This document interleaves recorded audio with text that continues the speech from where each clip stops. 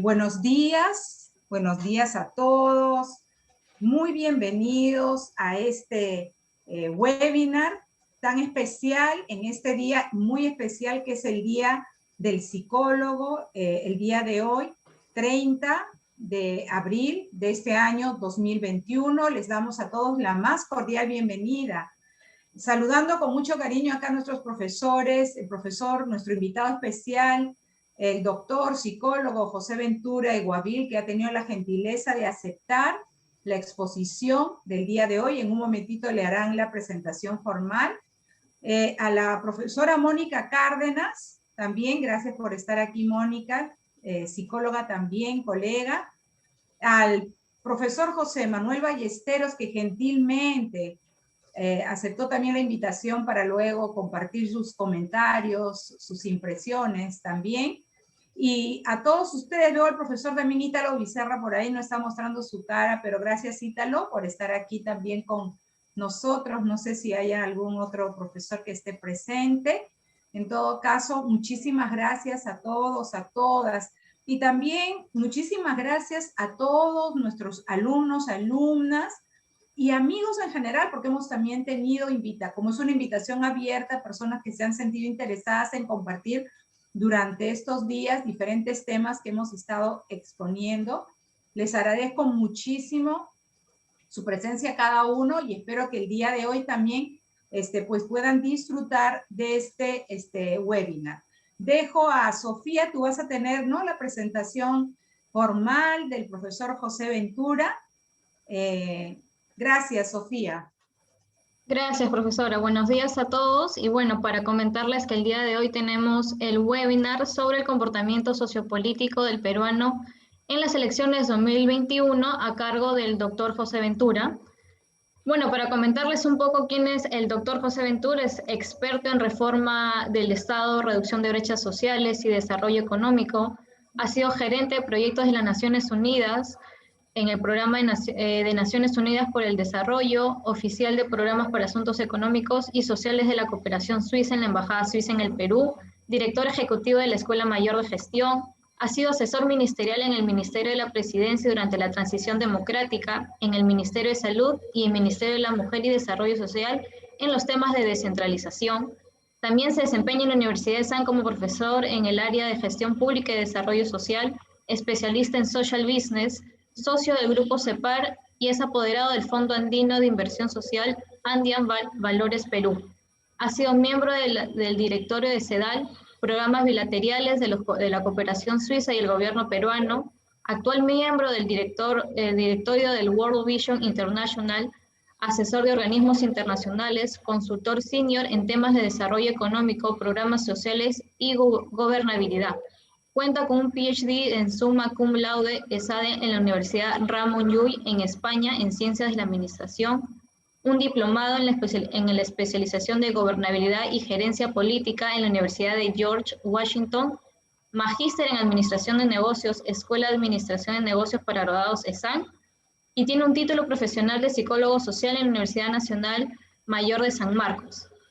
Por el otro lado tenemos también al profesor José Manuel Ballesteros Peralta. Él es historiador y se ha dedicado a la docencia en distintas instituciones como la Fundación de la Academia Diplomática del Perú, donde dicta desde el 2001 hasta hoy el curso de Geografía del Perú y del Mundo. Y desde el 2019 dicta en la Universidad de San el curso de Globalización y Realidad Nacional, además de Sociología y la asignatura de Historia del Arte.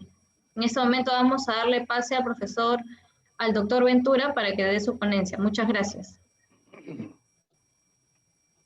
Gracias por la invitación, gracias a Variña, al grupo organizador, gracias al profesor José Manuel por participar.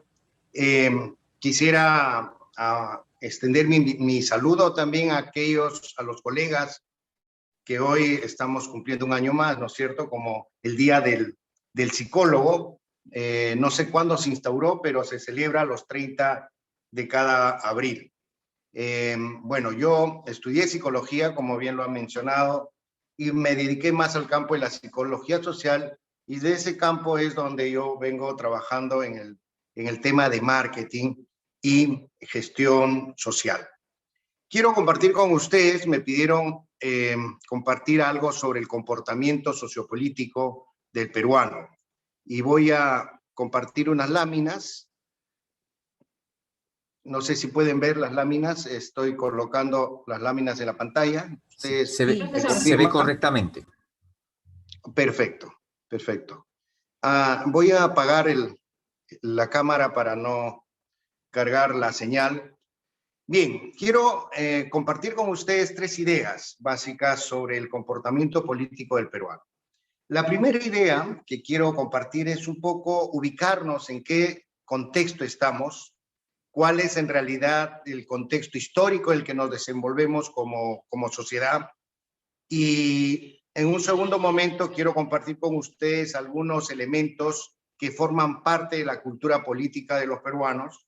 Y un tercer momento, una reflexión y explicación desde la psicología sobre qué pasó en este proceso electoral que está en marcha, ¿no es cierto? Sobre todo qué pasó en la primera vuelta. Así que comienzo hablándoles de esto. A ver, disculpen. Bueno, quería hablarles de este autor, y bien que esté José Manuel, que es historiador. Quiero hablarles primero de este autor, Yuval Harari. Yuval Harari probablemente es uno de los historiadores, pensadores modernos. En este momento, digamos, está influyendo mucho en la reflexión social y política de Occidente. Él es un historiador de la Universidad de Hebrea. Ha escrito varios libros. Los principales son estos que les estoy mencionando. El libro que yo recomiendo siempre a mis alumnos es este, que se llama Sapiens, que es una mirada de la evolución y cómo el ser humano ha ido desarrollando sus habilidades y sus capacidades a lo largo de los años, ¿sí? Pero como buen historiador, y me alegra que esté José Manuel, los historiadores tienen una mirada no del pasado, ¿no? Cuando se habla de historia, no nos referimos solo al pasado, nos referimos a esa mirada de perspectiva en largo plazo.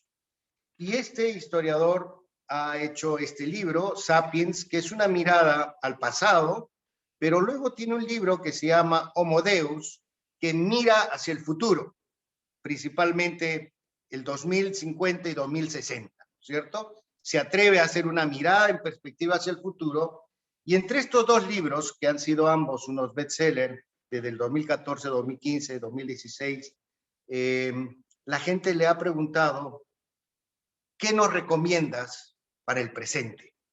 Tienes una mirada del pasado y tienes una mirada de lo que será el futuro. Fíjense cómo se llama el segundo libro, Homo Deus, una breve historia del mañana. El título pues muy sugerente, ¿no es cierto?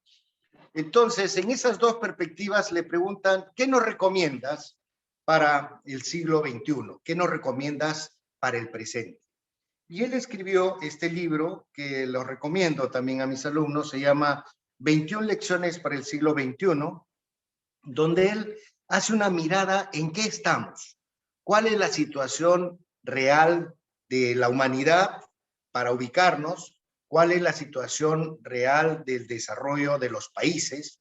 Y entre esos, comprenderán, 21 lecciones, habla desde los temas políticos, los temas sociales, los temas mentales. Fíjense, la última parte del libro, 4 o 5 capítulos del libro lo dedica al tema de las emociones y al avance de la neurociencia.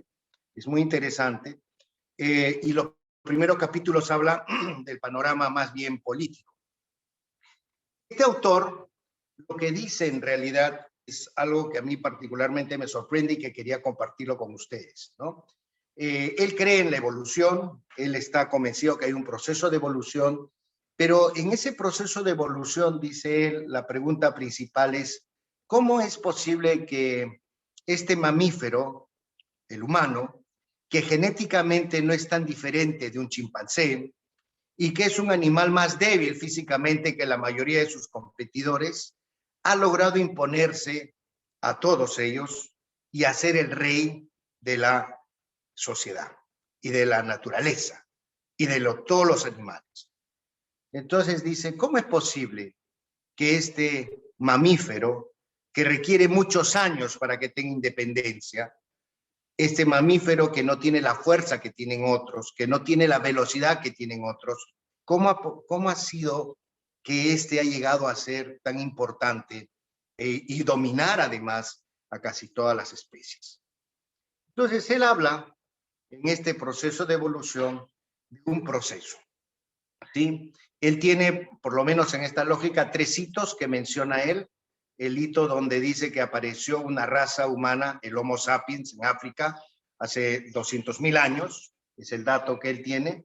Luego dice que para los 100.000 años, 100.000 años hacia atrás, existía, digamos, 6 razas humanas, ¿no es cierto? Una de ellas, obviamente, el Homo sapiens. Y 70.000 años atrás, dice él, ese Homo sapiens hizo un salto especial. Él dice, hubo una mutación. Y de ahí empezó este proceso ascendente de gobernar como ser humano toda la naturaleza. ¿Sí? Los 70.000 años, dice él, ocurrió algo. A los 70.000 años ocurrió algo. Ese Homo sapiens desarrolló algo que no desarrollaron las otras especies. Entonces, básicamente lo que él está hablando es de un concepto que él incorpora a la tradición de la reflexión histórica. Él llama a ese concepto la revolución cognitiva. La revolución cognitiva. Este concepto de revoluciones a lo largo de la historia ya se ha hablado. Alvin Toffler, por ejemplo, hablaba de la revolución agrícola, de la revolución industrial, de la revolución tecnológica. Él incorpora este concepto de la revolución cognitiva. ¿Qué es la revolución cognitiva? Fíjense, él dice, la capacidad humana de inventar ficciones. La capacidad humana de crear narraciones. La capacidad humana de crear cuentos, de construir historias, reales o ficticias. Reales o ficticias. Cuando él le da énfasis a este concepto de esa capacidad, él dice, este ser humano, que era igual que los mamíferos, empieza a desligarse del resto, porque esta capacidad de crear e inventar historias, ficciones, narraciones, lo hace totalmente diferente y es donde comienza el desarrollo total de la humanidad. Bien, ahí están los 3 pasos que él menciona. El ser humano saltó entonces y se diferenció de todo lo demás. Él propone esta fecha, los 70.000 años, ¿no es cierto? El sapiens sufre una mutación. Esa mutación es básicamente la revolución cognitiva, la capacidad de crear ficciones. Y luego vienen ya las otras revoluciones que sin duda todos hemos estudiado, la revolución agrícola, la revolución científica, y en todas estas el concepto de lo cognitivo, esa capacidad para pensar, para construir ideas, para construir el futuro, para construir miedos, para construir narraciones, para construir fábulas, es una capacidad que va acompañando al ser humano a lo largo de la evolución. ¿Y por qué les cuento todo esto?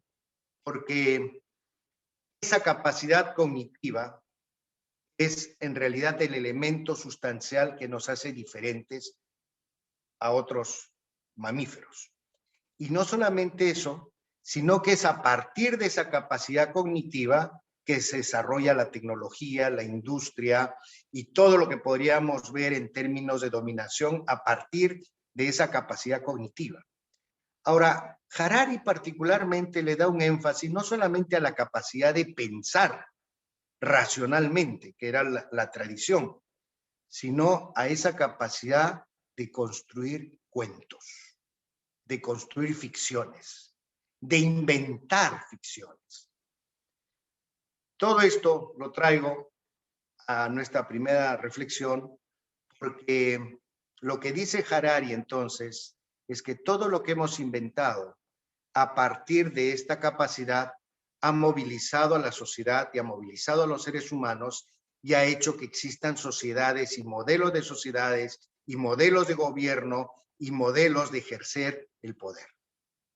Bien, hoy podríamos decir estamos en una revolución industrial, la cuarta revolución industrial, decimos todos, lo dice Harari también en su libro, y dice, pero siempre está esa capacidad del ser humano que es la de crear ficciones.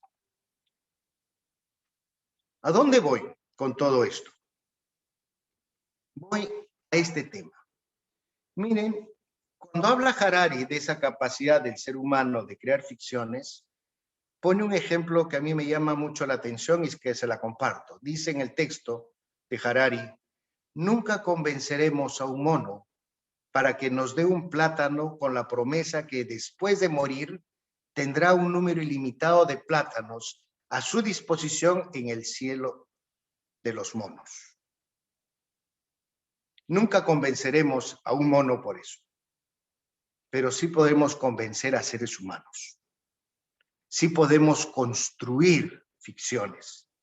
Y no solamente construir ficciones, sino que además transmitirlas, creerlas y hacer que otros la crean, e inclusive construir sociedades basadas en esas ficciones y modelos políticos basados en esas ficciones, e inclusive morir por esas ficciones. Todo lo que hemos visto entonces en términos de la política, la democracia, la dictadura, los procesos electorales, el fascismo, el comunismo, ¿no es cierto?, el liberalismo, todos esos es básicamente reflejo de una capacidad de los seres humanos de crear ficciones. Y por lo tanto son esas ficciones las que tienen una fuerza poderosa para mover a la humanidad. Nadie ha muerto en la sociedad, ¿no es cierto?, por una evidencia científica. O sea, nadie ha dado su vida por una evidencia científica. Han dado su vida por un modelo de sociedad que es una ficción. Yo siempre pongo este caso. Los grandes oradores que han movilizado a la sociedad no han dicho, por ejemplo, acá hay una evidencia científica y esto es lo que va a guiar el desarrollo de la humanidad. Pero sí hemos escuchado gente que dice, yo tengo un sueño. Yo tengo un sueño. Y ese sueño moviliza a la sociedad. Bien, entonces una primera idea que quería compartir con ustedes era esto. Entender que estamos en una etapa aún de revolución industrial, donde hablamos de la Big Data, hablamos de la inteligencia artificial, hablamos de los algoritmos. Debemos reconocer que todo lo que hemos creado en política es justamente esa construcción de ficciones, de narraciones que hemos hecho los seres humanos y que algunos lo creen más que otros. Algunos los inventan y lo creen, otros los inventan y hacen creer a otros. Y hay gente que muere por eso. No vamos tan lejos.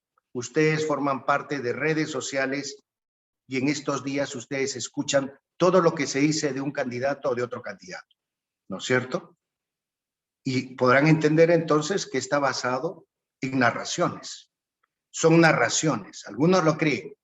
Están dispuestos a pelearse, están dispuestos a insultar, están dispuestos a denigrar al otro, ¿no es cierto? O están dispuestos a mantener sus posiciones.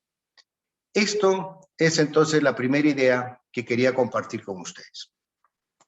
La segunda idea que quiero compartir con ustedes tiene que ver ya más bien con el tema de la cultura política de los peruanos, ¿sí? ¿Qué está en realidad detrás de estas decisiones que toman los peruanos en política? Fíjense, esta posición en la que estamos ahora, que decimos ambas no son tan atractivas, ¿no es cierto? Siempre nos llevan en las elecciones a tomar posición de dos candidatos que casi siempre elegimos el mal menor. Y esta lógica del mal menor no es la primera vez, ya lo tenemos varias elecciones pasadas en la misma lógica, el mal menor. Entonces, ¿qué explica el comportamiento político de los peruanos? Hay un autor que es muy conocido, que desarrolló un modelo de ideología política, se llama David Nolan. David Nolan desarrolló en el año 70, 69, 70, un modelo para identificar, ¿no es cierto?, a las posiciones políticas de las personas. Y él planteó este modelito que identifica 5 tipos, ¿no?, de culturas o de ideologías políticas. Es un test, ustedes lo pueden aplicar. Yo les dejaré esta lámina y ahí tengo el link si ustedes quieren aplicarse. Es un test que se ha desarrollado por varios años y entonces uno, contestando algunas preguntas, termina identificándose o por lo menos ubicándose en alguno de estos cuadrantes, ¿sí? Él utiliza básicamente el concepto de libertad personal y el concepto de libertad económica. Y este modelo se ha aplicado para salir de esta lógica tradicional de derecha-izquierda, que siempre está, ¿no es cierto? Ahora, por ejemplo, en el proceso electoral, decimos estamos frente a una candidata de extrema derecha, otro candidato de extrema izquierda. Para salir de eso, Nolan propone una cosa un poco más, vamos a decir, más equilibrada, ¿sí? Y con algunos datos que abarca otras dimensiones. Este modelo se ha escrito o se ha aplicado para el Perú. Les muestro por lo menos 2 años en las que se aplicó. En realidad se ha aplicado varios años para ver cómo va la tendencia de los peruanos. Y este es un dato que aparece más bien el 2017 y el 2018, fíjense. Y lo que nos diría es que los peruanos en general, si ven los porcentajes en la lámina, podrán darse cuenta que el peruano principalmente, casi en un 50%, es autoritario. Es autoritario, ¿sí? Según el modelo de Nolan. Variaciones más por año, variaciones menos, esto es indiferente, pero eso es lo que llamaría la atención, ¿no es cierto? Y el segundo grupo en identificación ideológica de los peruanos serían los del centro, para Nolan, ¿no? El grupo que tendría menor número de adherientes o de identificados con esto serían los conservadores de derecha, ¿sí? Es el número menor. Bien, esto es lo que dice Nolan. Nosotros, con un equipo de investigación, estamos trabajando un poco esto, pero adecuándolo y adaptándolo un poco más a la realidad peruana, y hemos propuesto un modelo que nos basamos en 3 ejes, ¿sí? En un primer eje vamos a hablar sobre la democracia y la autocracia, ¿no es cierto? Esto tiene que ver con una cultura política. Cada uno de nosotros tendrá una tendencia a ser más democrático o a ser más autocrático. Según el modelo de Nolan, los peruanos en un 50% o casi un 50% estamos muy cerca a ser autocráticos. Bien, ¿qué significa este modelo democracia y autocracia? En realidad tiene que ver mucho con la capacidad y la flexibilidad de ideas y la capacidad de reconocer las ideas de los otros y la capacidad de ponernos de acuerdo aceptando la idea de los otros, que no necesariamente tienen que coincidir con uno mismo. Bien, entonces hay personas, digamos, que tienen mayor tendencia a ser democráticos y hay personas que tienen mayor tendencia a ser autocráticos.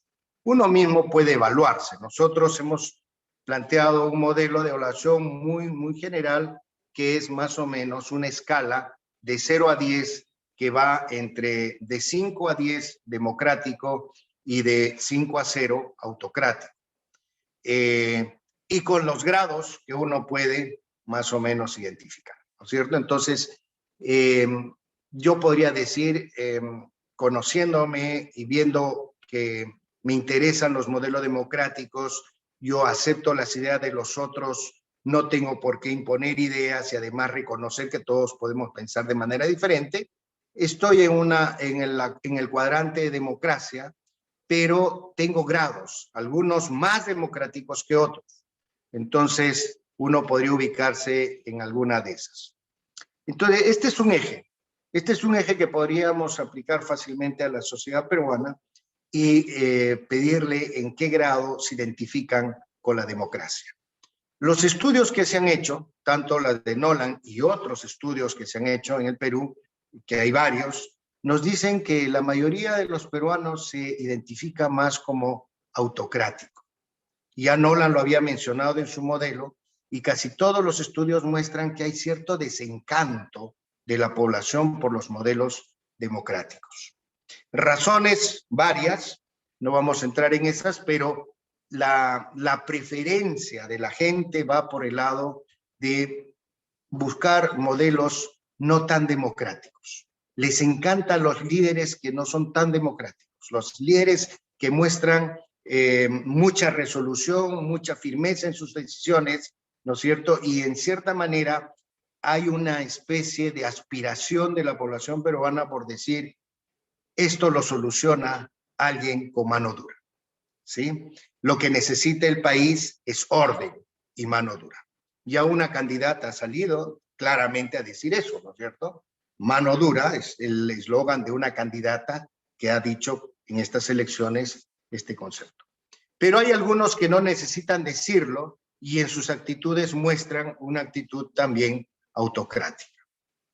Voy a desaparecer la Defensoría del Pueblo, voy a desaparecer X ministerios, etcétera, o tales instituciones. Es obviamente posturas que se muestran como autocráticas.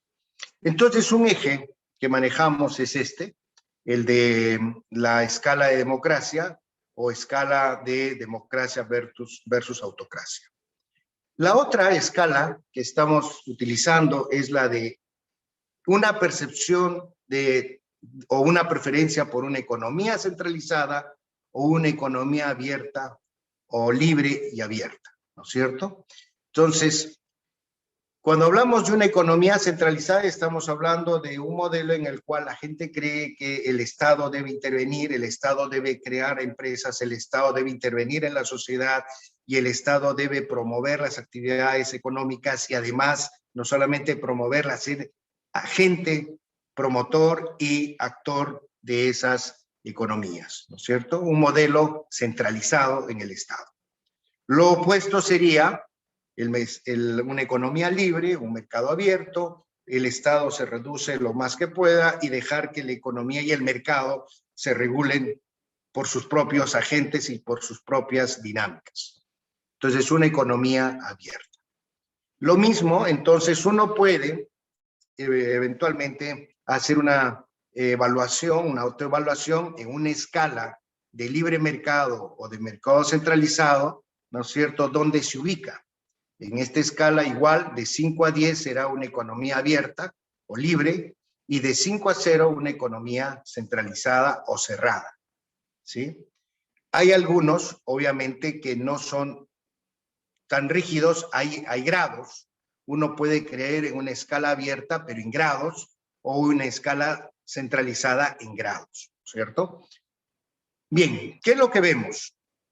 Vemos en el Perú, aquí hay una gran competencia, para decirlo, porque los estudios que hemos revisado nos muestran que más bien hay casi un 50% de la población, quizás un poco más, un 60% de la población que está apostando por una economía abierta. ¿Sí? Por una economía abierta, por una economía en la que no hay mucha intervención del Estado, una economía que permite el emprendimiento y que dependa principalmente la regulación a partir de sus propios agentes, de la dinámica de mercado. Pero hay un 40% que sí cree en una economía centralizada. Hay un 40% de la población aproximadamente que sí está convencido que los modelos de libre mercado no son lo suficiente como para lograr el bienestar. Esto de manera general, pero ahora, de manera individual, ustedes mismos pueden cada uno decir, yo me ubico en tal grado de esta escala, si estoy en economía abierta o en economía centralizada, ¿sí? El tercer eje que estamos manejando es el eje del conservadurismo o progresismo, ¿sí? ¿Qué significa esto? Es cuál es la ubicación de las personas frente a temas como, por ejemplo, el matrimonio homosexual, frente al tema de la ideología de género, frente al tema del aborto, por ejemplo, son temas, o de la eutanasia, son temas que ubican la población entre más conservadora, aquellos que no aceptarían eso, y una población más progresista, aquellos que sí aceptan esto e inclusive la promueven. Bien, en esa escala, en esa tercera escala, entonces podríamos ubicar también, en esa escala podemos ubicarnos también igual que en el caso de las anteriores. Es decir, o somos más progresistas y estamos entre 5 a 10, es decir, creemos en el matrimonio homosexual, creemos en el aborto, razones miles habrán para eso, no es el tema de discutir en este momento, pero sí dónde me ubico, ¿no es cierto? O en la escala más conservadora, de 5 a 0, ¿dónde me ubico? Si 0 sería bastante conservador, ¿no es cierto?, la posición. Bien, en esos tres ejes, en ese cruce de los tres ejes, hemos visto, por ejemplo, cada uno puede identificarse. Ya yo podría ser, por ejemplo, más demócrata en el grado 6 y ser más economía centralizada en el grado 2, por decir algo, y ser más progresista en el grado 9. Y entonces ahí ya tengo más o menos cuál es mi orientación de cultura política personal. Lo que hemos hecho para este último proceso electoral es esto. Hemos identificado, fíjense, las posibles combinaciones de estas escalas, y hemos encontrado hasta 8 combinaciones de estas escalas, en la cual, por ejemplo, para mostrarles simplemente esto, podríamos decir que alguien que cree en la democracia, o está en el nivel democrático en las escalas, que cree en una economía abierta y que es más bien progresista, se estaría identificando con un perfil como la de Hernando de Soto, que representa, digamos, esta cultura política. ¿Sí? Más democrático, más economía abierta y más progresista. Por otro lado, solo les voy a mostrar 3 ejemplos. Estaría, por ejemplo, alguien como más autocrático, que cree en una economía abierta, libre, pero que más conservador, es más conservador, entonces se podría identificar claramente más con Rafael López Aliaga. Y alguien que es más democrático, que cree en parte en una economía centralizada, pero que es progresista en su manera de ver las cosas, entonces se identificaría más con Verónica Mendoza. Entonces, estas escalas que hemos trabajado nos indican que en realidad cada uno puede ya aplicarse esto, como les estoy mencionando, y saber cuál es en realidad tu cultura política, cuáles son tus preferencias por los 3 ejes, a nivel de democracia, a nivel de la economía o a nivel de los temas sociales. Bien, ¿qué es lo que ha salido en el proceso electoral? En la primera vuelta, entonces, tenemos esto, ¿verdad? A Keiko Fujimori y a Pedro Castillo.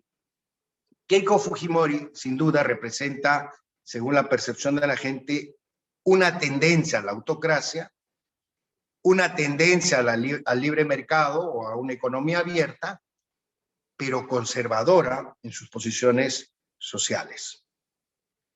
Y un Pedro Castillo que tiene una tendencia a la autocracia,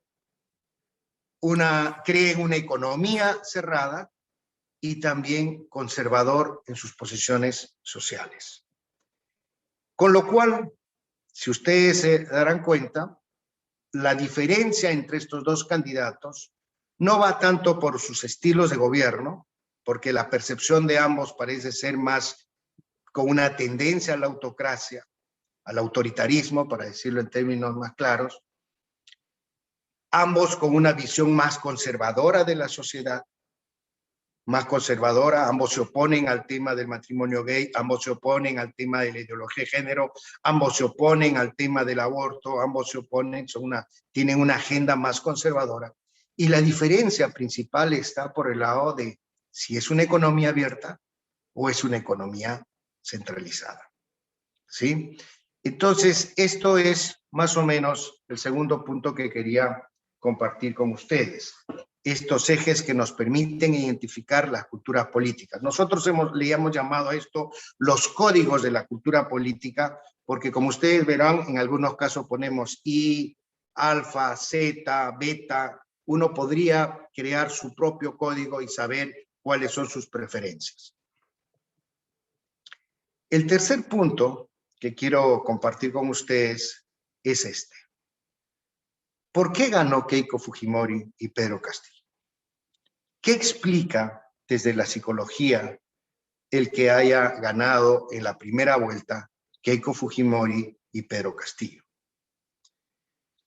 Tenemos dos explicaciones para ambos casos. La primera, quiero mencionarles que su servidor y un colega, también profesor de SAN, escribimos este paper justamente a partir de lo que había pasado en esta primera vuelta, ¿no? Bueno, fue difundida, salió en El Comercio, etcétera, pero lo importante aquí es entender qué explicamos, qué explica que Keiko Fujimori haya salido en la primera vuelta, aun cuando, fíjense, y este es el dato que quiero mostrarles, aun cuando para el mes de marzo, el 28, fíjense, unos días antes, ella estaba ubicada, según los sondeos de Ipsos, en el sexto lugar.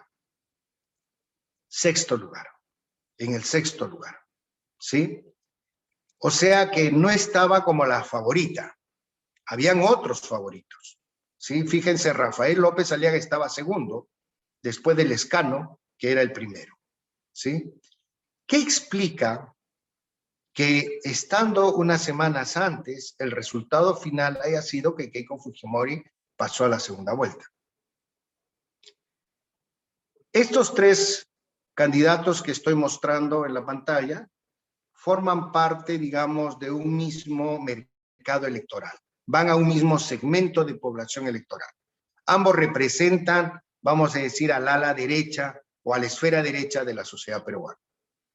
Rafael López Aliaga, Keiko Fujimori y Hernando de Soto. ¿Qué explica que Keiko Fujimori, estando en el sexto lugar y teniendo a Rafael López Aliaga y Hernando de Soto, primero que ellos, ella haya remontado esa posición? Nuestra explicación, desde el lado de la psicología, utilizando la economía del comportamiento, utilizando básicamente a Thaler, el premio Nobel de Economía, que tiene una formación en psicología. Como ustedes saben, la economía del comportamiento nace desde la psicología, ¿sí? Toda la teoría de la economía del comportamiento es una creación de Kahneman, que fue premio Nobel de Economía en 2004, y él es psicólogo, ¿no es cierto? Hay varios psicólogos premio Nobel en economía. Entonces, Thaler habla y dice, hay un fenómeno que se conoce como el nudge market. El nudge market. ¿Qué es el fenómeno nudge? En marketing nosotros utilizamos muchísimo este fenómeno cuando queremos, por ejemplo, incrementar las ventas de un producto. Se los digo rápidamente. Si yo tengo 3 vinos, vamos a decir, vinos peruanos que están entre 20 soles a 21 soles en mi bodega, digamos, tengo vinos argentinos y vinos chilenos que están entre 35 y 40 soles cada vino chileno. Si yo ofrezco ambos de esa manera, está claro que la población, por razones económicas, podría preferir los vinos peruanos que están más baratos. Pero mis márgenes de utilidad son mayores en los vinos chilenos y en los vinos argentinos. Entonces, la teoría de Thaler, que se conoce como el nudge, que utilizamos mucho en marketing, nos diría, agrega un vino adicional cuyo precio sea extremadamente caro. Podríamos agregar un vino que cuesta 120 soles o 130 soles y poner en el ámbito de las decisiones los tres vinos, el vino peruano entre 20 y 25 soles, el chileno y argentino que están entre 35 y 40 soles, y otros vinos que podrían ser un Marqués de Riscal o cualquier otro a 120 soles o a 100 soles. De hecho, la presencia del tercer vino, probablemente la gente no lo compre, pero solo la presencia de ese tercer vino hace que el intermedio se aprecie para el cliente. Eso es la teoría del Nach, ¿sí? Entonces, utilizando esa teoría del Nach, explicamos un poco lo que pasó con Keiko Fujimori. En ese espectro de 3 opciones, tenías a Keiko Fujimori, tenías a Hernando de Soto y tenías a Rafael López Aliaga. La presencia de un extremo como López Aliaga hizo que la posición intermedia de Keiko se aprecie, ¿sí? Eso dice la teoría del Nach.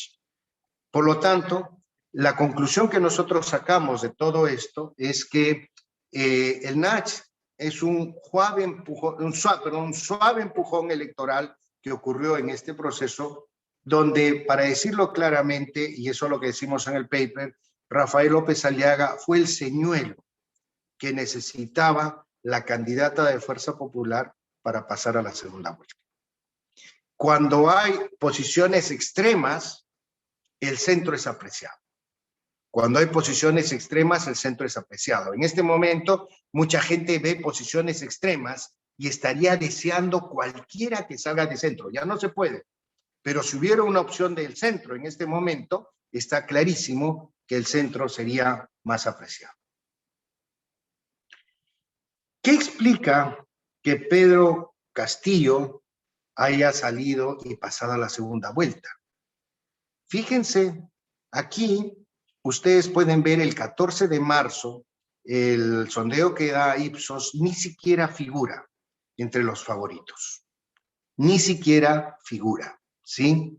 Aparece recién a finales de marzo. En la última encuesta de marzo, recién aparece en el puesto 6. Ya de hecho estaba mostrándose esa tendencia, pero ha sido una tendencia abrumadora, rapidísima, ¿sí? Y obviamente ya la última semana, los que teníamos acceso a los últimos sondeos antes de las elecciones, porque ya no se podía publicar, ya sabíamos que Pedro Castillo había estado entre los primeros, ¿sí? Entonces, ¿qué explica esto? El fenómeno que explica este comportamiento de la población votando por Pedro Castillo, desde la teoría del comportamiento, de la economía del comportamiento, nosotros creemos, y lo decimos en el paper, es este. Hay una teoría que fue Daniel Kahneman, el premio Nobel de Economía, que es psicólogo social de la Universidad de Princeton. Él dice en su teoría que todos tenemos una contabilidad mental, que en nuestra cabeza hay como un balance, activo-pasivo, ingreso-egreso, pérdidas, ganancias, ¿sí? Todos tenemos, dice él, en nuestra mente, eso le llaman contabilidad mental, una contabilidad mental que cada decisión que tomamos, la cargamos en alguna de estas, en el lado de este balance, o es en el activo o es en el pasivo, o es en una pérdida o es en una ganancia. Por ejemplo, si ustedes van a un restaurante y comen un plato de 50 soles, ¿no es cierto? Y luego que pagaron, ustedes tienen la sensación si el plato que les sirvieron valía la pena pagar 50 soles o no. Si valía la pena pagar 50 soles, entonces esa decisión la van a cargar, según Kahneman, en el lado de las ganancias de ese balance. Si se sienten que pagaron más de lo que realmente valió ese plato, se van a poner en la posición de pérdida del balance, o van a poner en la posición de pérdida del balance. Entonces, él dice, los seres humanos estamos en una situación de pérdidas y ganancias constantemente, en todas decisiones. Pero hay momentos en los que tú te sientes en una posición de pérdida o te sientes en una posición de ganancia. Cuando te sientes en una posición de pérdida, en el lado del balance de pérdida, dice, tu apetito al riesgo se incrementa. Cuando estás en pérdida, tu apetito al riesgo se incrementa. Esto explica por qué en el sistema financiero las personas más endeudadas son las que más arriesgan. Es decir, la persona más endeudada es la que más tarjetas tiene, la persona más endeudada es la que sigue haciéndose préstamos, porque está en una posición de pérdida. Es como el que va a una máquina de tragamoneda, ¿no es cierto? Y está poniendo sus monedas, y cuando va perdiendo, pero sigue apostando, porque cada pérdida es una posición, cada pérdida efectivamente es una posición de pérdida, y su apetito al riesgo entonces se incrementa. Cosa diferente cuando estás en una posición de ganancia. Si estás en una posición de ganancia, ¿no es cierto?, tu apetito al riesgo disminuye. Entonces, esa es más o menos la teoría de Kahneman, se llama The Prospect Theory, y lo que nosotros hemos visto entonces en la gran cantidad de población que votó por Pedro Castillo, que podía haber tenido las opciones diferentes, ¿ah? Que no son de derecha, vamos a decir, desde Lecano hacia acá, ya eran posiciones de izquierda. ¿Por qué no ocurrió en este Nach? Porque en este caso lo que pasó fue una contabilidad mental. La gran mayoría de las personas que votaron por Pedro Castillo son personas que están en posición de pérdida. Sienten que han perdido. Sienten que por el COVID esto los ha puesto en posición de pérdida. Sienten que los 30 años de una economía de mercado como la que hemos tenido no los ha beneficiado. Sienten que ha habido un desprecio a sus culturas, a sus comportamientos, a sus economías. Ha habido, además de eso, la corrupción, ¿no es cierto? Sienten que los políticos se han vacunado y nosotros en la pandemia ni siquiera nos hemos vacunado. En fin, todos los temas no encuentran cama UCI, no encuentran un sistema de salud. Están en una posición de pérdida, claramente. Y cuando están en una posición de pérdida, su apetito al riesgo se incrementa. Lo que nosotros decimos en el paper es: no es el carisma del candidato, ni su estrategia de campaña, y mucho menos su conexión afectiva. Ahora sí, pero en la primera vuelta ni siquiera era conocido. Es simplemente el hartazgo de una población que se siente en posición de pérdida, dispuesta a apostarlo todo y esperar que en esta ocasión tal vez la suerte le sonría. Bien, esa es la tercera idea que quería compartir con ustedes. Bien, muchas gracias. Creo que he tomado el tiempo. Disculpen si me pasé un poco más. Y de esto trataba esta exposición. Muchas gracias.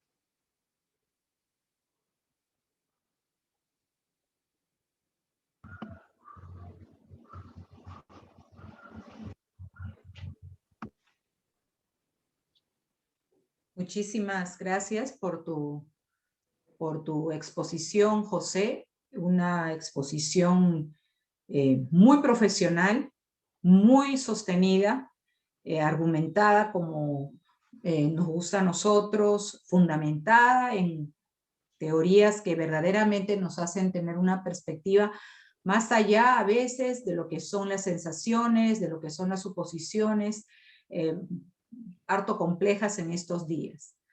Quiero darle la palabra a Sofía, que ella va a continuar con la siguiente parte de este webinar. Sofía.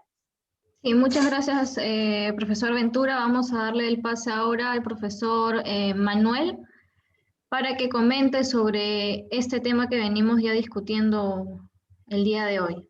Adelante, profesor. Sí, con todo gusto. Muchas gracias, Sofía. Primero, mis felicitaciones al profesor José Ventura. Es grato escuchar a personas que universalizan el conocimiento producto definitivamente de lecturas, experiencias, estudios, ¿bien? Y que esa estructura que nos ha dado de 3 partes básicas, incluso, bueno, han aparecido muchas ideas, recuerdos también de lecturas, estudios, conversaciones, las cuales obligaron un poquito a reestructurar mi opinión, mi intervención, pero para bien. Entonces, procurando ceñirme a estas 3 áreas que el profesor José Ventura comento lo siguiente.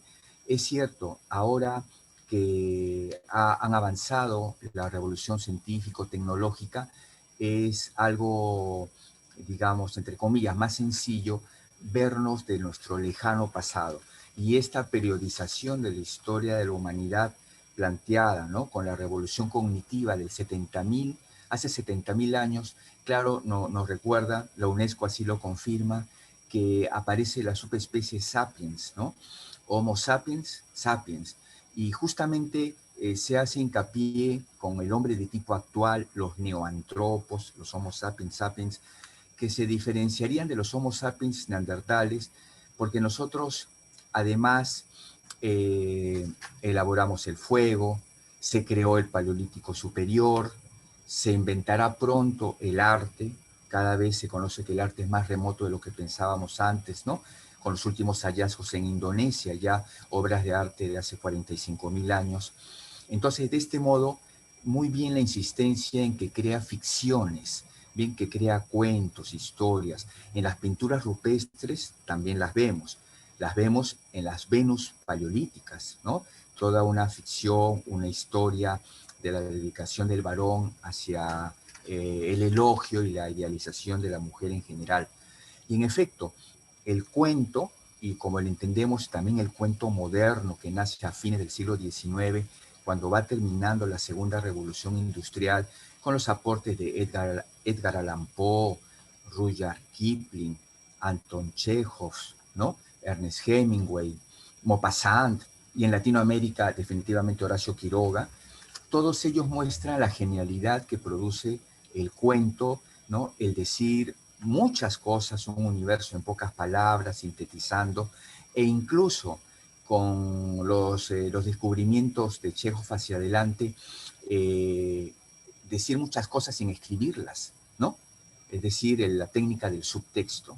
En general, el género humano, como bien dice, a pesar de su debilidad desde que nace, la fragilidad de su cuerpo, la necesidad de por lo menos 4 años de crecimiento y educación para que sobreviva, nos hace muy especiales.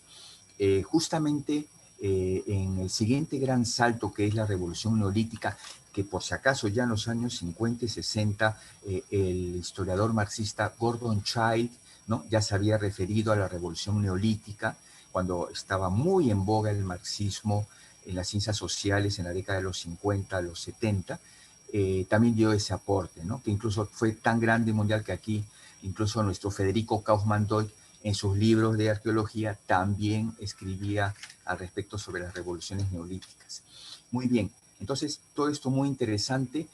Seguramente el profesor conoce a los autores como Yves Coppens, el director del Museo del Hombre de París, ¿bien?, con su famoso libro, ¿no?, este mono, ese simio, África, el hombre, ¿bien?, donde desde las primeras musarañas de hace 60 millones de años evoluciona hacia los diopitecos y luego nace la familia de los homínidos, ¿no?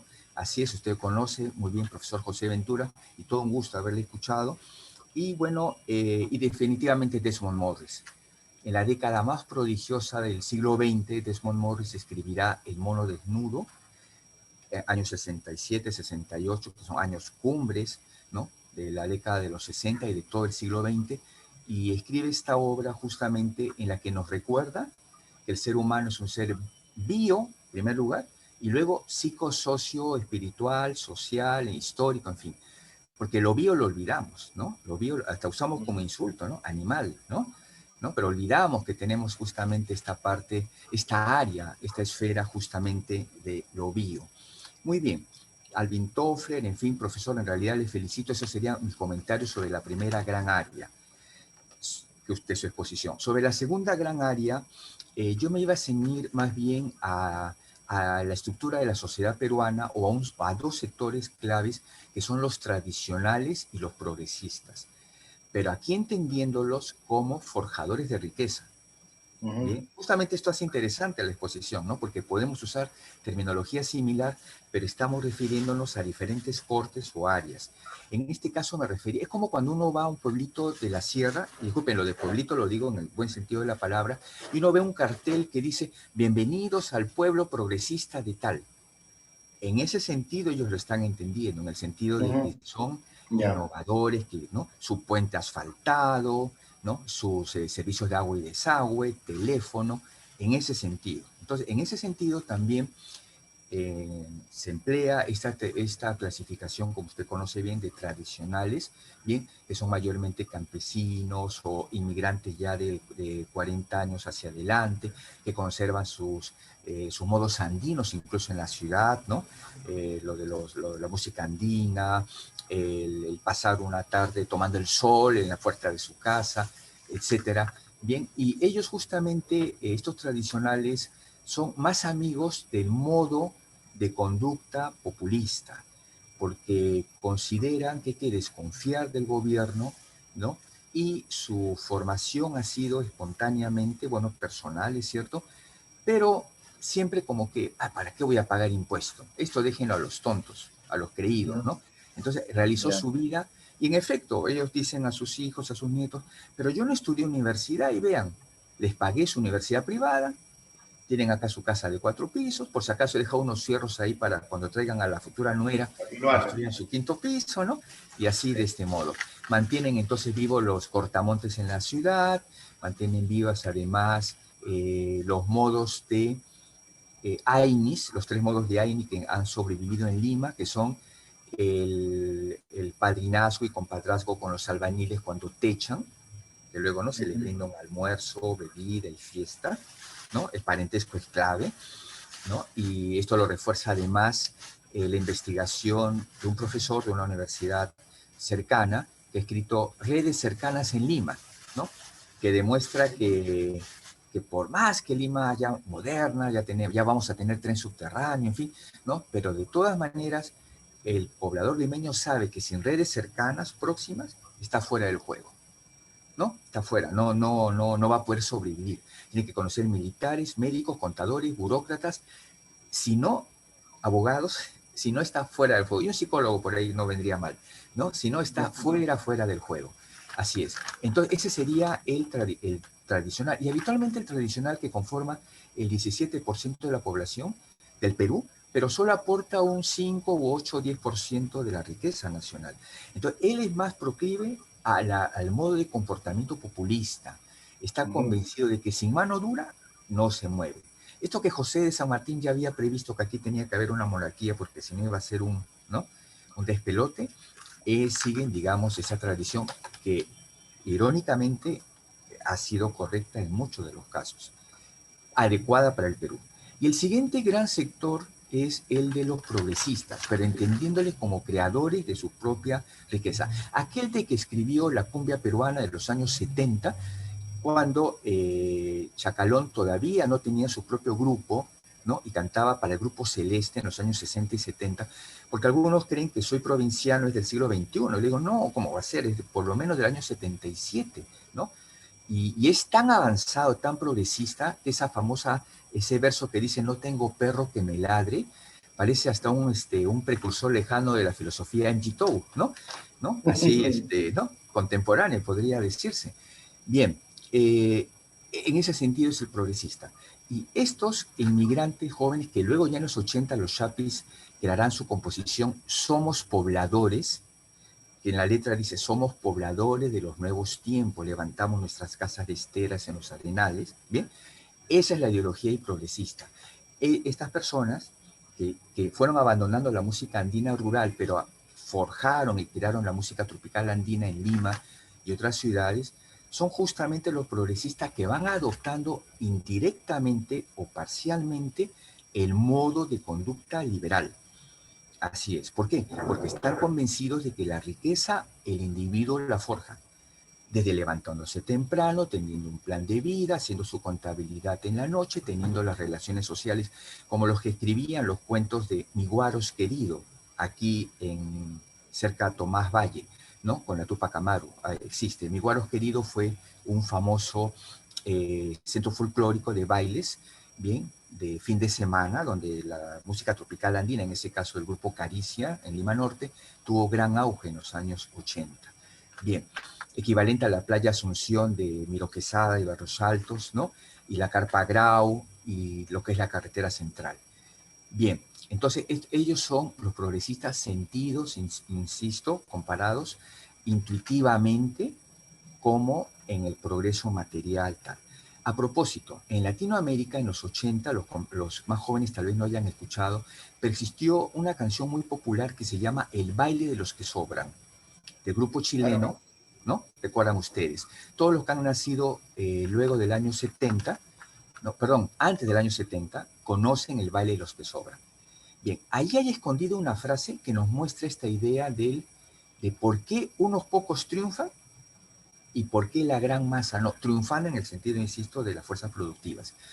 Allí dice que el baile de los que sobran, amigos, es una canción que habla de los desempleados, los que no consiguen los puestos laborales o en general ascender en una empresa. Entonces en la canción dicen, pero vengan aquí nadie los va a votar, porque aquí es una reunión de toda la masa del baile de los que sobran. Pero claro, el autor dice, pero ojo, no todos somos los que sobran, porque hay gente que ha triunfado, ¿no? Pero eso no lo dice así largo, porque por algo es una canción sintetizada. Dice, a otros enseñaron secretos que a ti no. Nada más dice, recuerdan esa frase. A otros enseñaron secretos que a ti no. ¿Cuáles son esos secretos? Paradójicamente, en los años 80, cuando el comercio ambulatorio estaba difundido, vendían los libros literalmente en la acera. Los libros de automotivación, autoayuda, que en los Estados Unidos, desde la autobiografía de Benjamin Franklin, dieron inicio, ¿bien? Pasando por Horizon Sweet Martin, Cómo triunfar en los negocios, escrito antes de la Primera Guerra Mundial, de validez increíble hasta el día de hoy. 1936, a la vez que Chaplin por última vez realiza su papel de vagabundo, ¿no? En tiempos modernos, a la vez Napoleón Hill escribirá su libro reeditado centenares de veces, Piense y hágase rico, en donde emplea en primer lugar la idea del deseo, ¿no? El plan, en fin. Es decir, son los libros para los que deciden ser liberales desde jóvenes y triunfar. Pero ojo, estamos hablando de lectura en un país en donde no se lee y se rechaza leer, en donde la prueba PISA de 1912 y 1916 nos deja en los últimos puestos. Entonces, a pesar que son libros de automotivación y autoayuda, que como ustedes recordarán, los académicos siempre han despreciado, menospreciado, ¿no? Pero tienen la sabiduría justamente de haber condensado desde pensamientos desde Aristóteles que están allí plasmados para cumplir las reglas. Bien, entonces, claro, en un mundo en el que no se lee, no habría posibilidad para ese éxito, ni tampoco para otro tema que probablemente en algún momento futuro se cumpla, porque en el Perú no se constituyen partidos políticos en los últimos 30 años. Porque, amigos, cuesta. Cuesta, no me refiero a dinero, esfuerzo, dinero, tiempo y mucha paciencia. No estamos hablando de nuestros queridos compatriotas peruanos, que están pensando en una reunión, ay, ¿a qué hora acaba esto? Ya me están esperando para mi jornada sabatina, ¿no? Frente a una botella, etcétera. O tal vez mi TV Basura en Facebook. Tenemos 3,5 millones que siguen el programa de TV Basura más difundido de Perú, ¿eh? 3,5 millones de seguidores. Estos son los indicadores que muestran que si ni siquiera leeríamos un libro de cómo formar un partido comunista, ejemplo, el qué hacer de Lenin, escrito en 1903, cuando nace el partido bolchevique, si ni siquiera se podría leer ese libro que es más o menos básico, ¿no? Imagínense ahora forjar un partido político. Entonces, esta idea de renunciar al esfuerzo, a la dedicación y al tiempo es la que prevalece, en donde incluso con dificultad incluiríamos a tradicionales y progresistas. ¿Dónde incluirlos? Porque el progresista baila con su pañuelo, ¿no? Puede ser que su padre fue campesino pobre, pero él ya tiene su ferretería, su negocio, su camión, pone a sus hijos en colegio privados, que vayan con terma y agua caliente, ya no saben lo que es bañarse con agua fría, ¿no? En fin, entonces de ese modo, esa tercera generación nace pronto. Ese fue un comentario, profesor José Ventura y amigos todos, sobre la secundaria que usted ha tenido a bien compartir. Y la tercera, ¿por qué conservador y autoritario? A mí me parece que allí está muy bien el esquema que usted ha elaborado, pero allí me parece que sí habría que diferenciar el concepto progresista en dos. Aparte del de técnico, fuerza productiva, que sería otro gran esfuerzo, que ojo, así lo entiende el pueblo andino y amazónico. Progresista lo entiende en el sentido de cómo en nuestro pueblo ya hay agua potable, hay pistas asfaltadas. La innovación. De innovación, así es. Pero en el sentido político ideológico, por progresista hay que entender dentro de la gran concepción que llamamos modernismo, ¿no? El pensamiento moderno. En el pensamiento moderno recuerdan que predominaron los grandes relatos, 4 o 5. El más antiguo es el cristianismo, pero luego tenemos el tecnológico y científico y racional, 1, el del pensamiento liberal, los ideales de la Revolución Francesa, libertad, fraternidad, igualdad, y además el pues del liberalismo en general, bueno, el que acabo de mencionar, y el comunismo. Entonces, como en los años 60 empiezan a agotarse, la década de los 60 es clave, amigos, ¿ah? No es casual, no es solo la música de la nueva ola, que es la década prodigiosa, no es solo, ¿bien? Tampoco los personajes de Marvel, que a ustedes les toman el pelo a los jóvenes centennials, creen que son del siglo XXI, ya han sido creados en los años 40, 50 y 60, ¿ya? Sino que, claro, los reeditan, los replican, le ponen un poco de grosería y un poco de efectos especiales, y dicen, no verá, ya está, ¿no? Están reciclados. Bien, entonces amigos, en este sentido, en los 60, se van agotando los grandes relatos. La Iglesia se ve obligada a cambiar, no es casual el Vaticano II, no es casual la película El Padrecito de Mario Moreno Cantinflas del año 1965, se agota, ¿bien? Se agota. En el Perú hasta los 80, en los noticieros, si ustedes hubieran vivido en los 80, cualquier periodista entrevistaba al político A, al político B y luego al obispo, al arzobispo. Dicen por ahí, ¿qué opina usted? Como se han dado cuenta, ya nadie busca al clero, porque claro, ha ido perdiendo la vigencia, pero en los 60, en el mundo desarrollado, ya había comenzado a declinar. Bien, entonces la posibilidad del cristianismo va caducando en los 60. También el liberalismo, cuando se malentiende ideas de la libertad, ¿no es cierto? Una cosa son los primeros éxitos de los Beatles y otra los últimos, ¿no? Los últimos que han dado, digamos, Yoko Ono, ¿no? Que es el canto para Yoko Ono, dar alaridos, ¿no es cierto? Entonces, este cambio también va. Y sobre todo en el marxismo. En los años 60, el Pacto de Varsovia invadió Checoslovaquia en el año 68. Esto trajo que mucha gente en Italia, en Francia, abandonara los partidos comunistas. Y luego en los años 60 y 70, producto de toda esta actividad, este congelamiento del socialismo que no funcionaba en los 9 países de Eurasia, socialistas, que ojo, ahora son 30, 9 países en ese entonces, pero ahora con las desintegraciones de la Unión Soviética, Yugoslavia y Checoslovaquia, ahora son 30, en donde tienen una etapa en el siglo XX que se llama periodo socialista y que no funcionó. Y por eso en Europa y Asia, a diferencia de Latinoamérica, nadie sale a decir, viva el comunismo, porque esta es otra realidad. En Latinoamérica, como no se lee, se cree que estamos en la realidad de los 70. Bien, entonces amigos, ese sería el factor. Entonces, en progresista, a mí me parece que hay dos, profesor. Usted lo ha entendido solo progresista como se entiende el marxismo occidental, ¿no? El de los 60, en fin, digamos, lo del género, etcétera. Pero el otro concepto de progreso es el como se entendía el marxismo-leninismo, que digamos que Marx, ¿no? que digamos con la lucha de clases del proletariado industrial contra la burguesía industrial financiera, definitivamente se llegaría al comunismo. Y esto era ser progresista, ¿no? Si uno no lo era, era antihistórico. Yo sé que usted lo conoce. Ideológica, cierto, cierto. Así es. Por esa razón, a mí me parece que aquí hay dos progresistas en ese concepto, ya caduco, ya anquilosado. El progresista que ahora está a punto de ser presidente, ese es como en la época mi época cuando fui universitario. Que si te veían leyendo el Comercio decían, ¿qué tú eres el Comercio? Pero si eso es burgués. Si tú hubieras leído algo de autoayuda, ¿qué es eso? ¿Qué pasa? Oye, estás traicionando la causa, ¿no? Hasta Piero, ¿no se conocen al cantante Piero argentino? Que canta, solo acá se le conoce como Mi Querido Viejo, ¿no? Piero, Mi Querido Viejo. Pero él tiene otras canciones, ¿ah? Pedro, por si acaso, ya tiene otras canciones que hablan de hay que cambiar la cosa, esto de los 60, ¿no? ¿Cuál cosa? La cosa, o sea, se refiere al sistema socioeconómico. Pueden ahí rebuscar. Música progresista le llamaban, ¿no? Progresista, música protesta. Música progresista. Así es, y progresista, ¿no? Era la letra comprometida, testimonial, etc. Entonces, amigos, ese sería del marxismo occidental. O sea, tenemos dos progresismos. El que representa al partido que ha quedado en sexto lugar, que claro, en nuestro medio no tiene cabida, porque sería dar la espalda a Vallejo, a Arguedas, a José Carlos Mariátegui.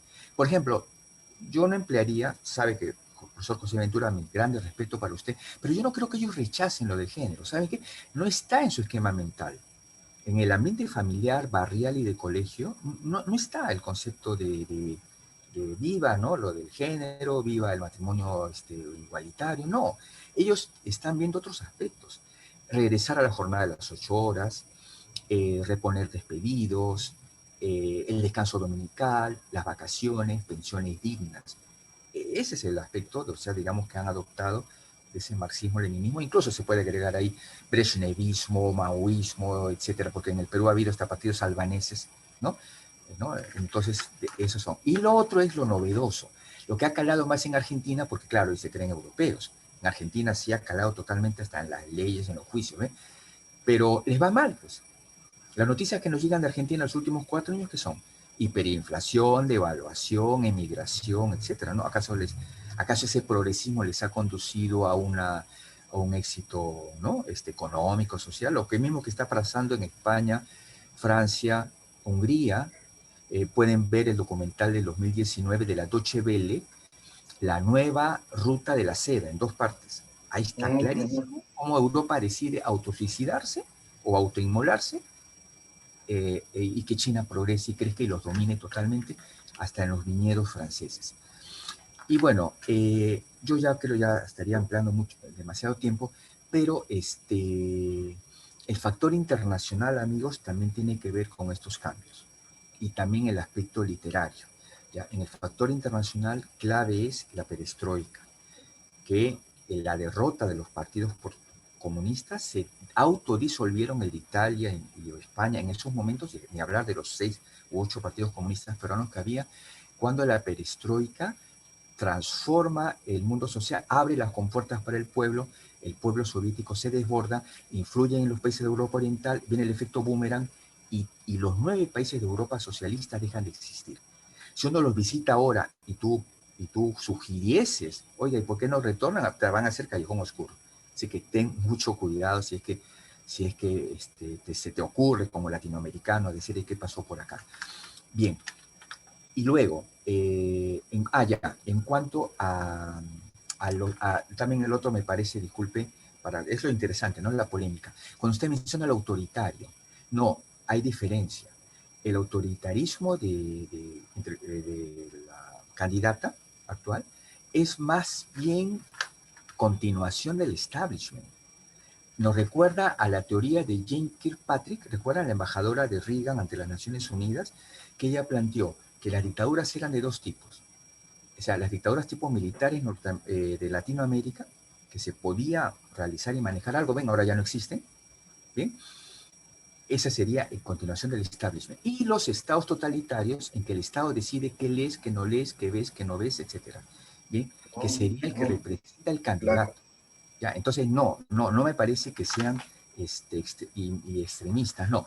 Una es la continuadora del establishment y la otra es la que se opone, y claro, sin quererlo, porque no tiene plan, no tiene ni matemática, nada, pero lo que hace es, esta gran masa que mencioné ahora, los tradicionales, y también las conservadoras, amas de casa, etcétera, sí, por fin pondrán orden, por fin pondrán a la clase media en su lugar, que expropien a la AFP, que nos caiga un poquito, que nos gotee un poquito a los bolsillos, y que por fin el pueblo sea feliz en general, ¿no?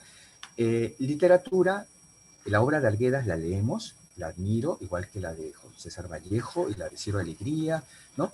Cuentos andinos de López Albújar, pero hay que recordar que en el año 2006 el huancabelicano Sein Zorrilla, a pesar de la edad que él nació en el año 51, publicó Maestro Soldador. Me permiten, escribiré para recomendar a todos esta novela corta, Maestro Soldador, que es la obra... ¿De quién es, dijo? ¿De quién? ¿Qué autor? Sein Zorrilla. Sein Zorrilla. Sein Zorrilla, sí, ahí está, ¿eh? ¿Ya? Antes había un poco escrito Carlos Eduardo Zabaleta, Caraz, 1928, había escrito Yo salvé a Samuel, en fin, Mamá Alba, elementos que también hay liberales, El muñeco, etc.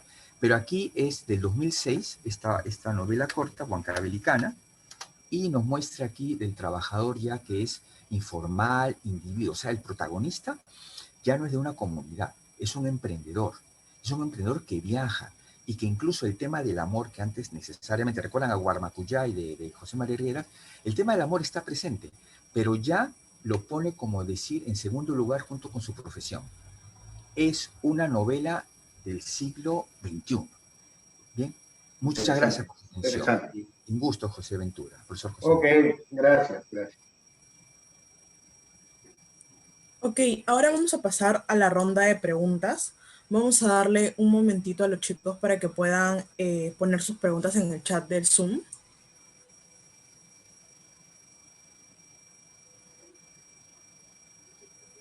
Ok, ahorita me acaban de mandar una pregunta por privado de Leonardo Afán. ¿Qué hechos históricos han reforzado la narrativa autoritaria del Perú? Bien. A ver, muy interesante la pregunta. ¿Qué hechos históricos han...? Miren, a propósito de lo que comenta el profesor José Manuel, estaba recordando, Harari en su libro habla a nivel político de 3 narraciones. Él habla de la narración liberal, de la narración socialista, ¿no? Para hablar sobre el bloque socialista, y la narración fascista, 3 o nacionalistas, ¿bien? Él dice, en la política en este siglo han habido 3 narraciones, de las cuales las 3 han fracasado, dice él, ¿no?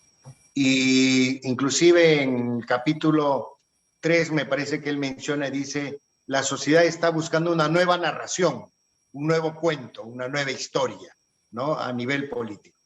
Bien, ¿qué hechos han marcado, han afirmado el comportamiento? Miren, más que hechos, porque en realidad no todo depende de la experiencia. O sea, además hay que reconocer que tenemos una cultura que es una cultura ancestral que forma parte de la cotidianidad, como muy bien lo ha planteado el profesor José Manuel.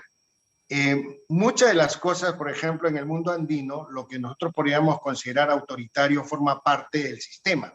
Es de un sistema de sociedad que no cree, por ejemplo, en la lógica de la dádiva, porque ellos creen más en la reciprocidad.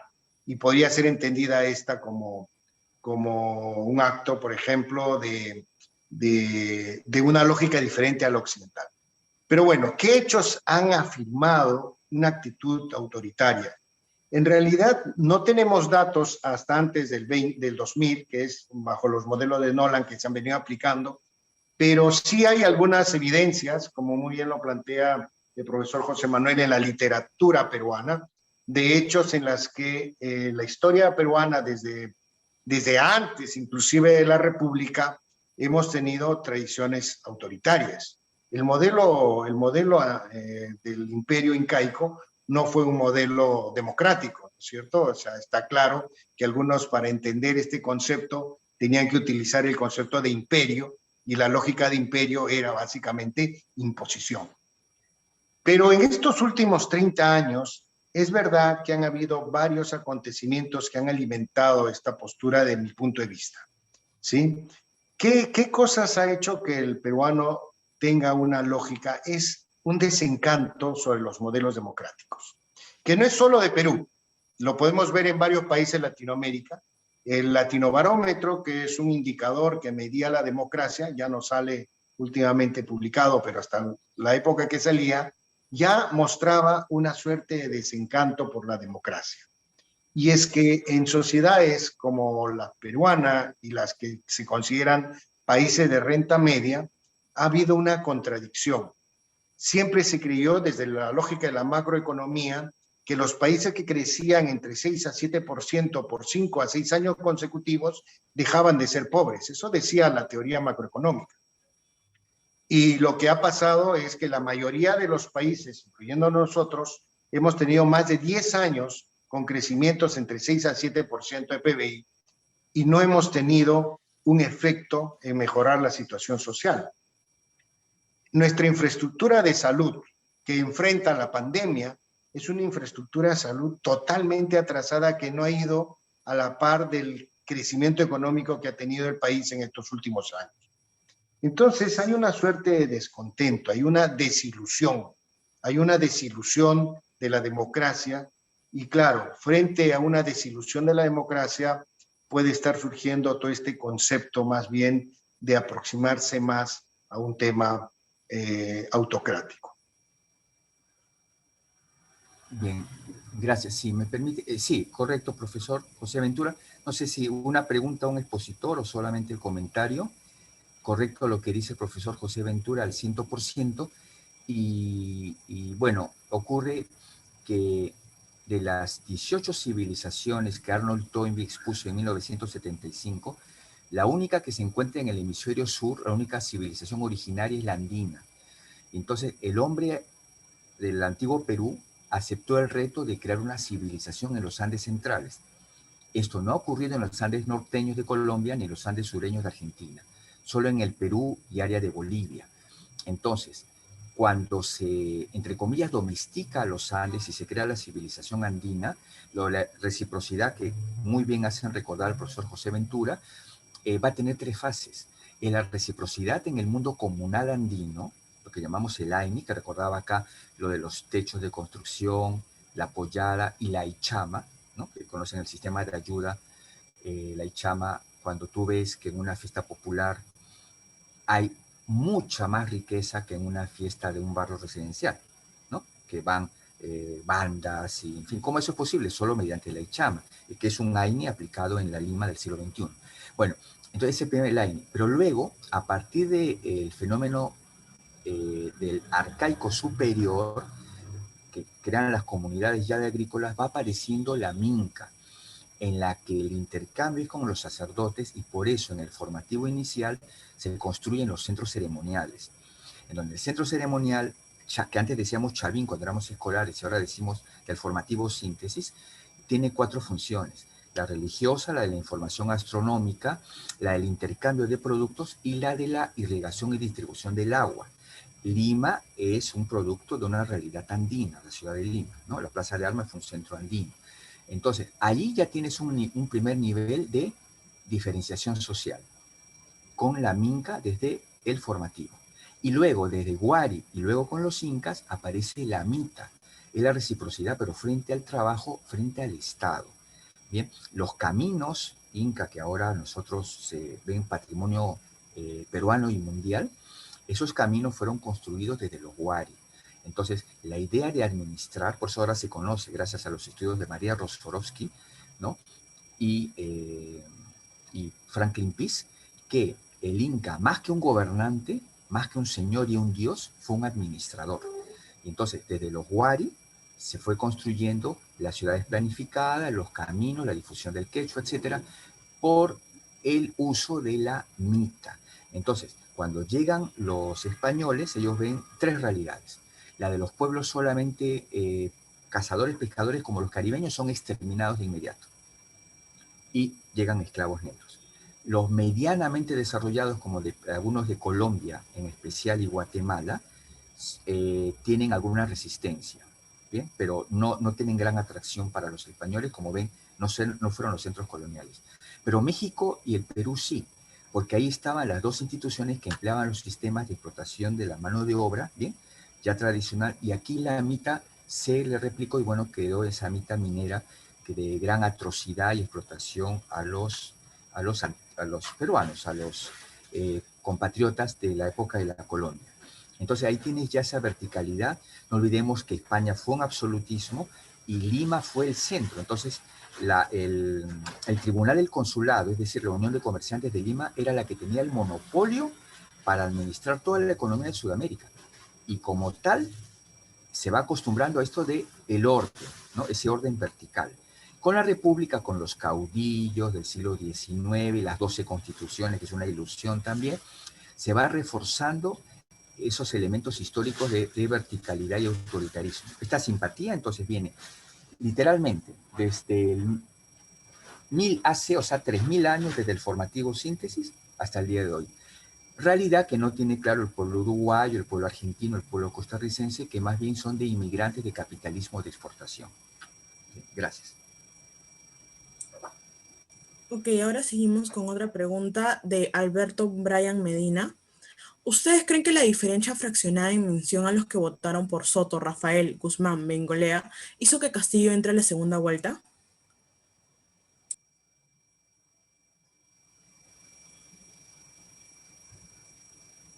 Disculpe, estaba con el micrófono apagado. A ver, desde mi lectura, No, yo creo que De Soto, Rafael López, ¿no es cierto? Y Keiko Fujimori disputan un mismo segmento de población. Entonces, el que se hayan fragmentado los votos entre los tres, digamos, no hace que haya ganado o haya impulsado la salida de Pedro Castillo.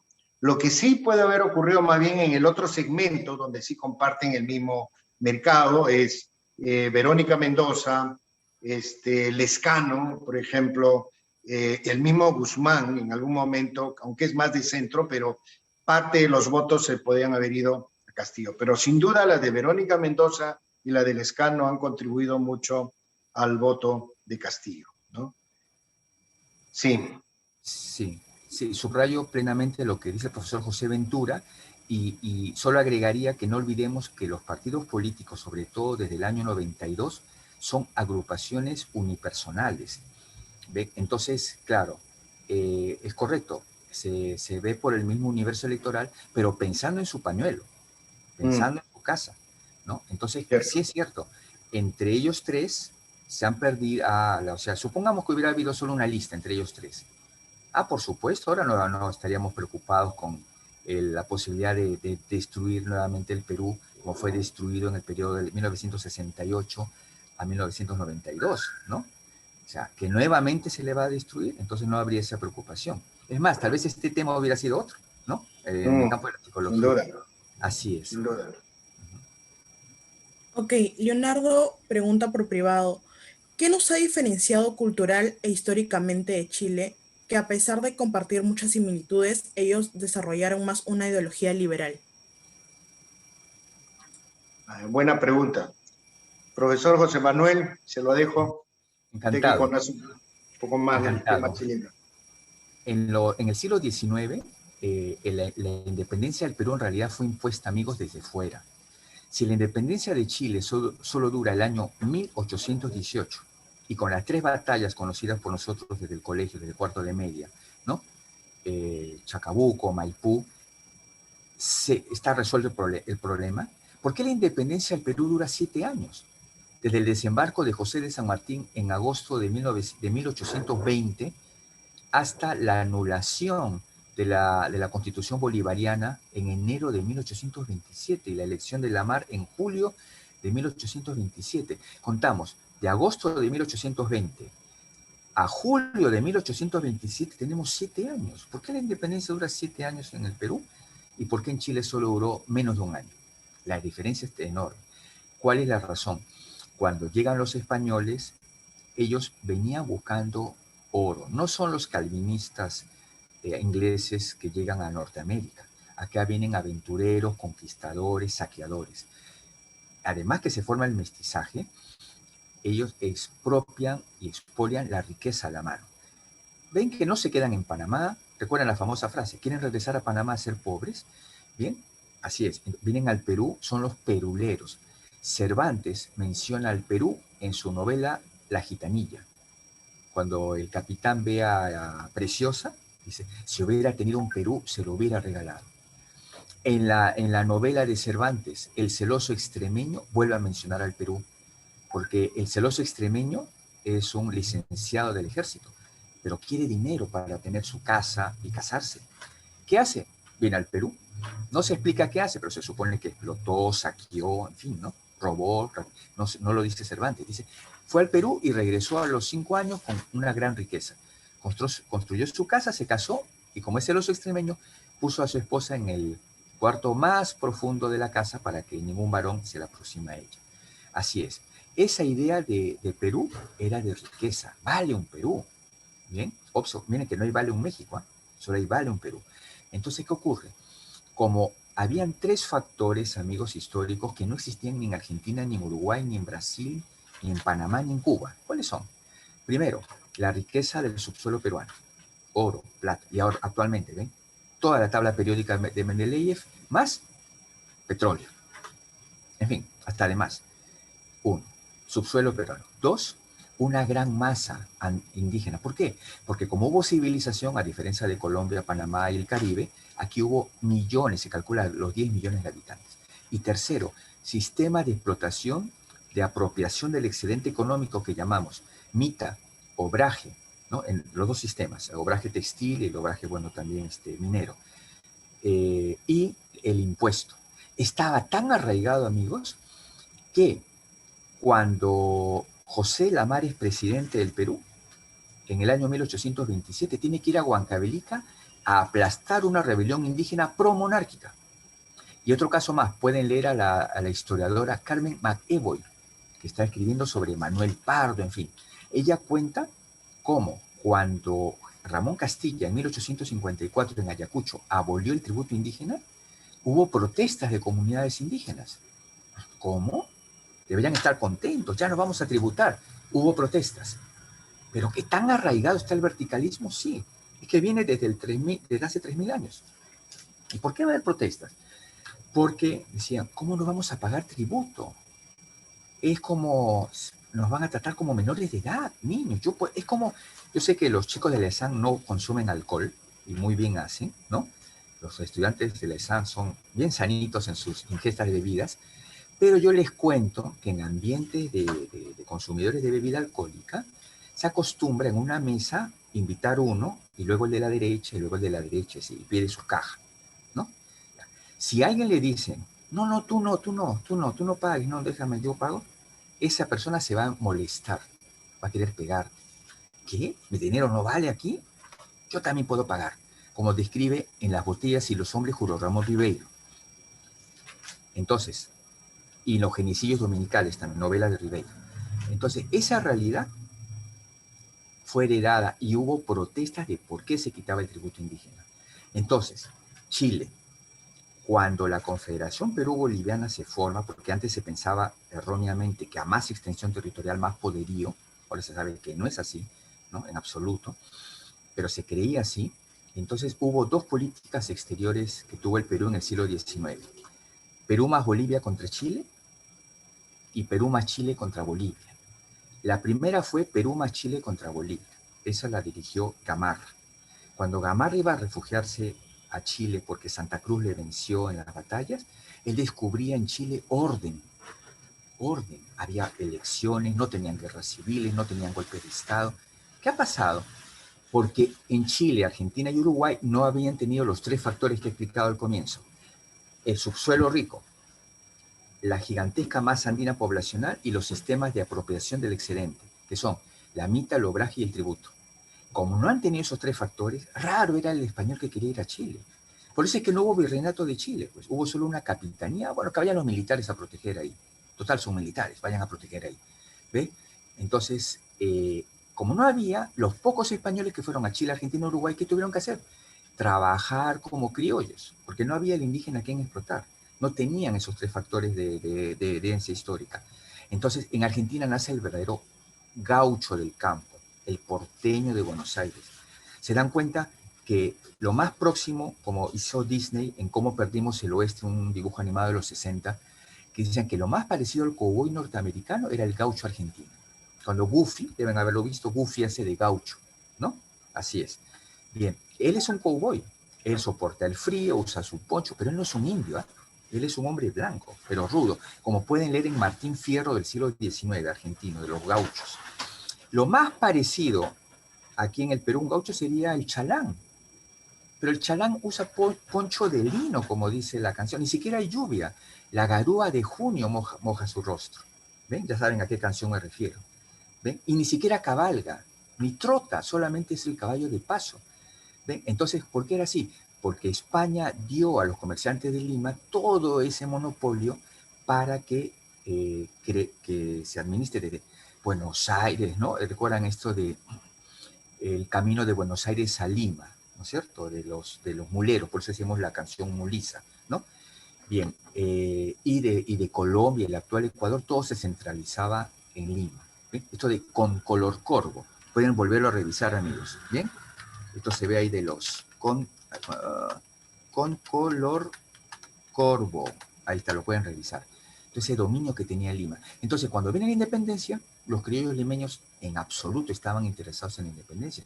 Hubo que imponerla, pues, desde el sur primero y luego desde el norte. Por eso es que nuestros dos primeros presidentes prefieren aliarse con los españoles.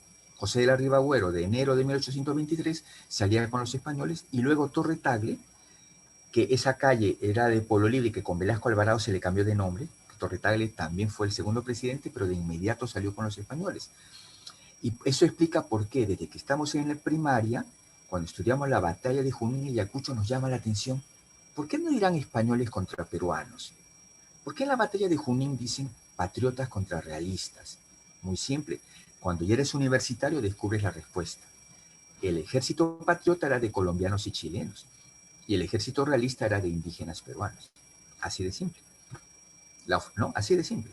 Por eso es que no se usan esos términos. Y se impuso, ¿ves? Entonces Chile, fueron como los criollos de Estados Unidos, como para crear su riqueza, se esforzaron. Entonces ellos sí estuvieron interesados en la independencia, en su liberalismo, su constitución, sus gobiernos regulares, porque hay que crear riqueza. Miren, hasta en la historieta no ha habido ningún equivalente al Condorito. En el Perú se podría haber hecho, no había ningún, ¿no? Ahora veas, desde los años 80 hasta Nueva York tiene los derechos reservados de esa historieta, ¿ven? Porque justamente viene de fuera. ¿Bien? Esa sería la respuesta. Ok. Ok, terminamos con una pregunta más. ¿Cómo se puede superar el resentimiento, tanto de ambas partes?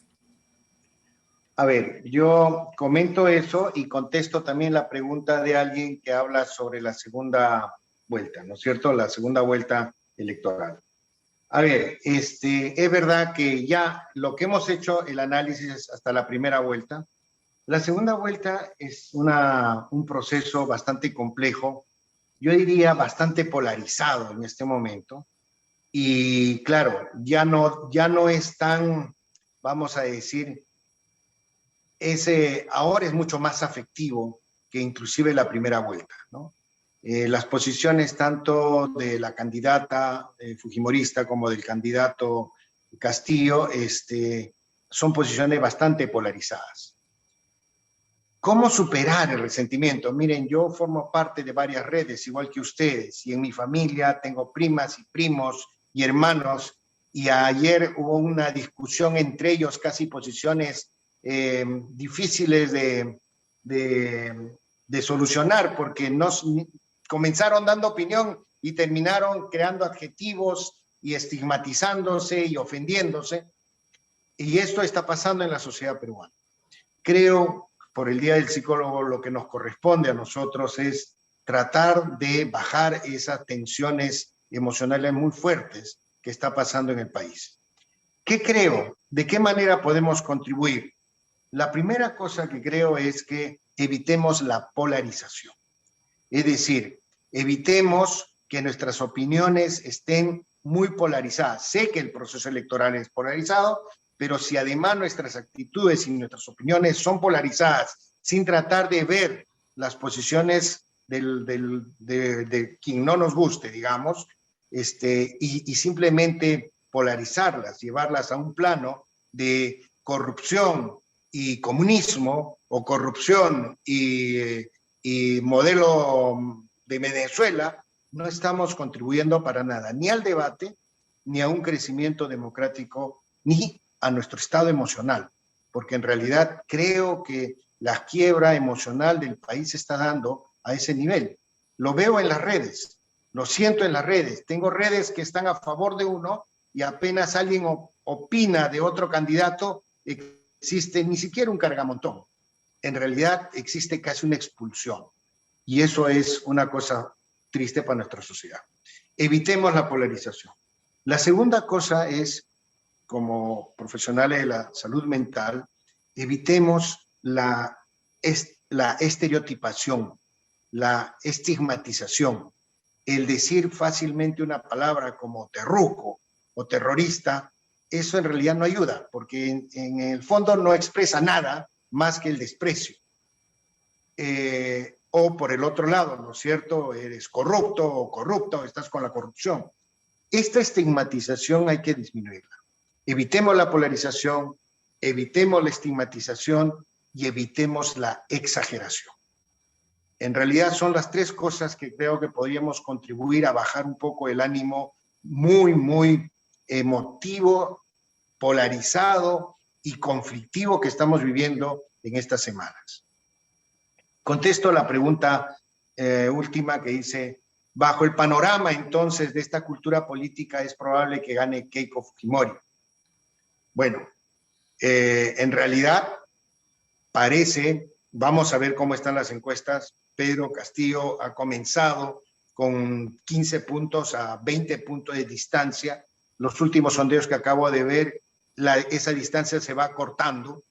Hay un 30 o un 25 a 20% de población indecisa que va a definir finalmente el proceso electoral. Yo creo que sí, de mi perspectiva, está bien ajustado, no, el pronóstico, vamos a decir, es totalmente reservado. No creo que haya alguien que pueda decir que efectivamente ganara uno u otro, pero creo que de las tendencias que hay, va a ir disminuyendo esta distancia entre uno y otro, y tengo la impresión de que si alguien va a ganar por apenas unas décimas de puntos, ¿no? Y creo que, ya si acá me adelanto a dar una opinión personal, que no es científica, obviamente, tengo la impresión de que Keiko podría ganar esta segunda vuelta. Esa es la impresión, pero igual es impresión, no hay datos científicos, excepto las tendencias que ven. Bien. Sí, el resentimiento en general, amigos, ha estado disminuyendo. Ya cerramos, profesora Barini, así. Gracias. Vamos por buen camino.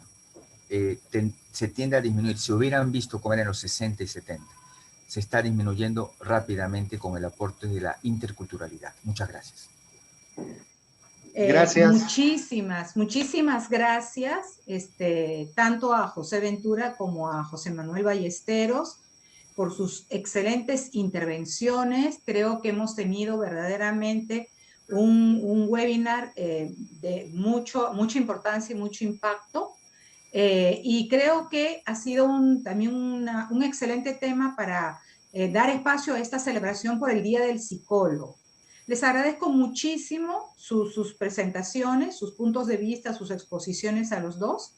Y quiero a nuestros amigos, amigas que están compartiendo con nosotros, invitarlos a nuestro último encuentro del día de hoy a las 5 de la tarde en el espacio de psicoemprendedores. ¿Cuáles han sido las respuestas de emprendimiento dadas por exalumnos, alumnos de las carreras de psicología? Van a exponer sus experiencias, sus aprendizajes, y creo que es un importante espacio para que sigamos nutriéndonos de nuestras amplias posibilidades. Gracias a todos, feliz mañana, tengan un hermoso día del psicólogo.